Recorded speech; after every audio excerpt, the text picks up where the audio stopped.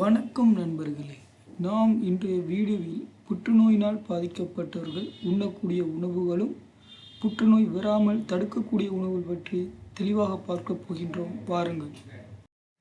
புற்றுநோய் ஒரு தீவிரமான நோய் என்றாலும் நாம் உண்ணும் உணவின் மூலம் அதன் அபாயத்தை கணிசமாக குறைக்க முடியும்.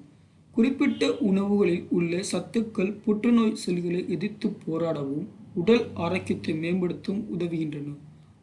எவ்வாறான உணவு என்பதை பற்றி பார்ப்போம். வாருங்கள்.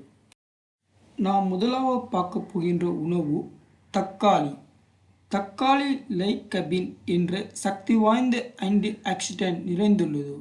இது தக்காளியின் சிவப்பு நிறத்துக்கு காரணம் லைகபின். குறிப்பாக புரோஸ்டேட் புற்றுநோய் அபாயத்தை குறைப்பதில் லைகபின் முக்கிய பங்காற்றுகிறது ஆய்வுகள் தெரிவிக்கின்றன.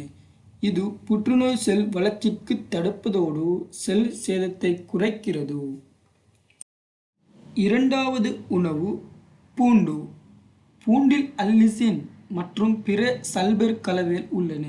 அல்லிசின் மற்றும் சல்பர் கலவைகள் இவை புற்றுநோய் செல்கள் உருவாகுவதையும் பெருகுவதையும் தடுப்பதாக ஆய்வுகள் காட்டுகின்றன.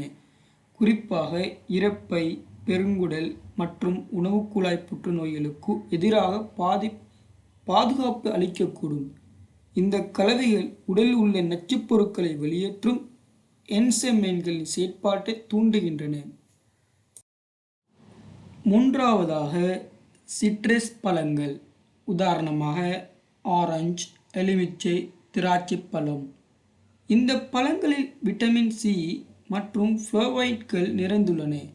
விட்டமின் சி இது ஒரு சக்தி வாய்ந்த ஆன்டி ஆக்சிடென்ட், செல் சேதத்தை தடுக்கிறது. ஃப்ளோவனைட்கள் இவை புற்றுநோய் செல்களை பரவுவதை தடுப்பதோடு வீக்கத்தை குறைக்கவும் உதவுகின்றன.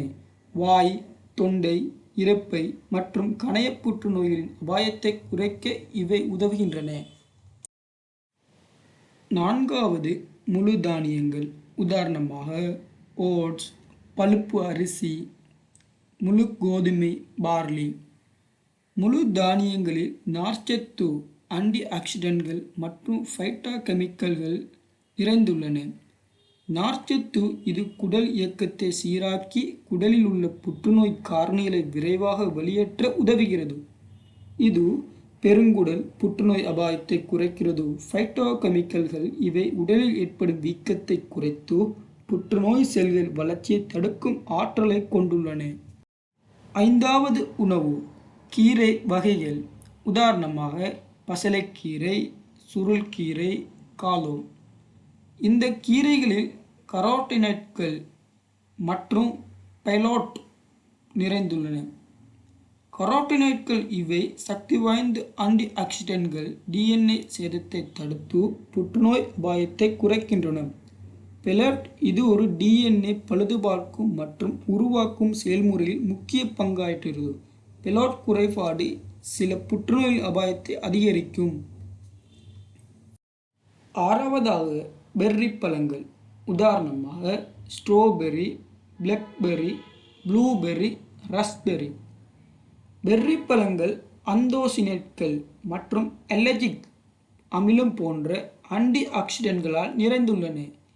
ஆன்டி ஆக்சிடென்ட்கள் இவை உடலில் உள்ள ஃப்ரீ ரேடிக்கல்ஸ் எனப்படும் பாதிப்புக்குள்ளாக்கும் மூலக்கூறுகளை நடுநிலையாக்கின்றன. ஃப்ரீ ரேடிக்கலை டிஎன்ஏவை சேதப்படுத்தி புற்றுநோய் வழிவகுக்கும். இந்த ஆன்டி ஆக்சிடென்ட்கள் புற்றுநோய் செல் வளர்ச்சிக்கு தடுத்து வீக்கத்தை குறைத்து புற்றுநோய் செல்களை இறக்க தூண்டுகின்றன. நாம் இறுதியாக பார்க்க போவது காய்கறிகள். உதாரணமாக முட்டைக்கோஸ், காலிஃப்ளவர். இந்த காய்கறிகளில் குளுக்கோசினேட்கள் எனப்படும் கலவை உள்ளன. இவை உடலின் செரிமானத்தின் போது இண்டல், கார்பினோல் மற்றும் சல்பரேபேன் போன்ற சேர்மங்களாக மாற்றப்படுகின்றன. I3C மற்றும் சல்பரேபேன் இவை புற்றுநோய் செல்களை அழிக்கும் செயல்முறையை தூண்டுகின்றன. மேலும் புற்றுநோய் செல்கள் பெருகுவதை தடுக்கும் மற்றும் புற்றுநோய் உண்டாக்கும் நச்சுப் பொருட்களை உடலில் இருந்து வெளியேற்றும் என்சைம்களை உருவாக்கின்றன. குறிப்பாக மார்பக புற்றுநோய், புரோஸ்டேட் புற்றுநோய் மற்றும் பெருங்குடல் புற்றுநோய் தடுப்பதில் இவை முக்கிய பங்காற்றுகின்றன. இந்த உணவுகளை நாம் அன்றாட உணவில் சேர்த்துக்கொள்வது புற்றுநோய் அபாயத்தை குறைக்க உதவும். மேலும் சீரான உணவு முறை, ஆரோக்கியமான வாழ்க்கை முறை, உடல் எடை கட்டுப்பாடு மற்றும் தவறாத உடற்பயிற்சி ஆகியவை ஒட்டுமொத்த உடல் நலத்திற்கும் புற்றுநோய் தடுப்பதற்கும் அவசியமானவை.